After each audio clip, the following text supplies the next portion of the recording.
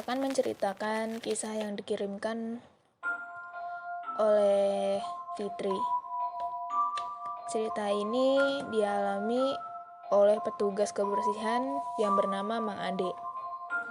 Mang Ade ini petugas kebersihan yang sudah lama bekerja di perusahaan yang bergerak di bidang sport center.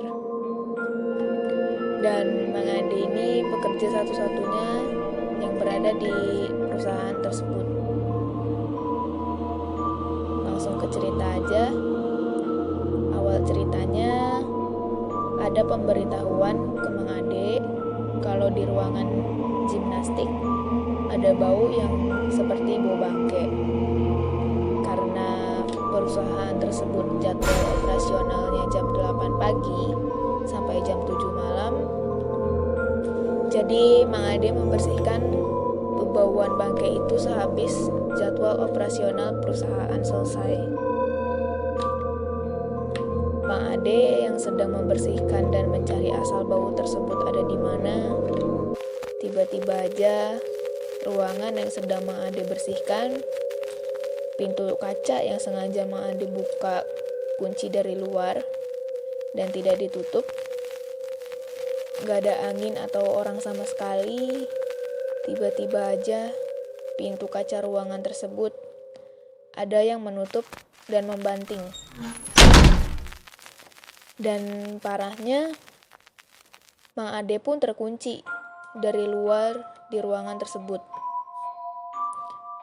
Sampai pada akhirnya, mau gak mau, ya Mang Ade pun tertidur di ruangan tersebut.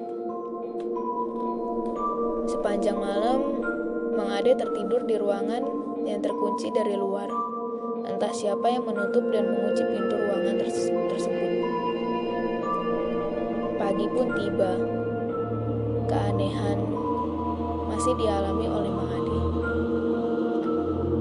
Yang tadinya Mang Ade tertidur di dalam ruangan yang terkunci, tiba-tiba Mang Ade dibangunin oleh ibu kantin di perusahaan tersebut.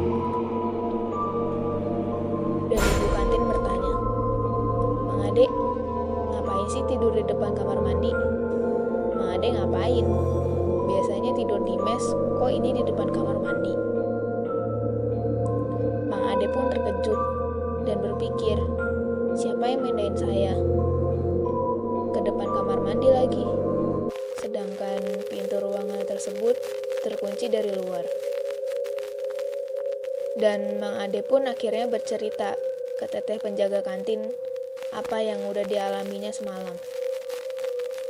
Dan memang ternyata ruangan tersebut angker dan banyak yang sering terjadi di sana.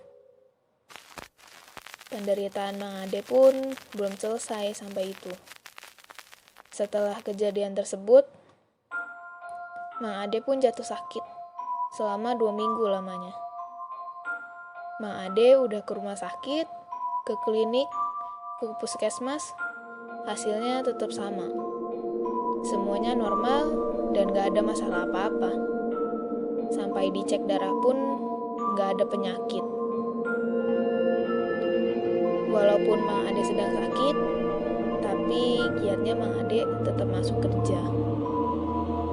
Karena teteh kantin merasa kasihan sama Mang Ade, akhirnya teteh kantin pun mencoba menawarkan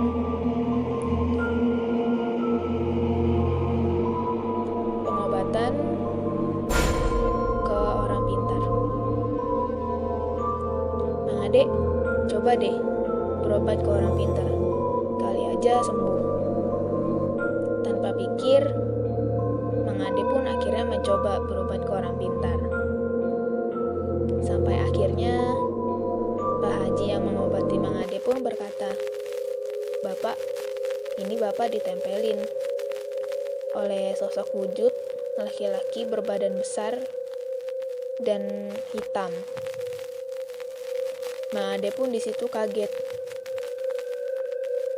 Lalu setelah pengobatan selesai, Mang Ade dikasih 3 botol air berukuran 1 liter yang isinya air obat dan doa. Setelah berhari-hari Mang Ade meminum air tersebut, hari ke hari pun Mang Ade sudah pulih dan sembuh. Dan sosok yang menempeli Mang Ade pun udah gak ada lagi. Dan akhirnya setelah kejadian itu, Mang Ade sangat berhati-hati agar tidak terjadi kejadian ulang yang sama. Mungkin segitu dulu cerita kali ini. Makasih yang udah mau dengerin dan terus dukung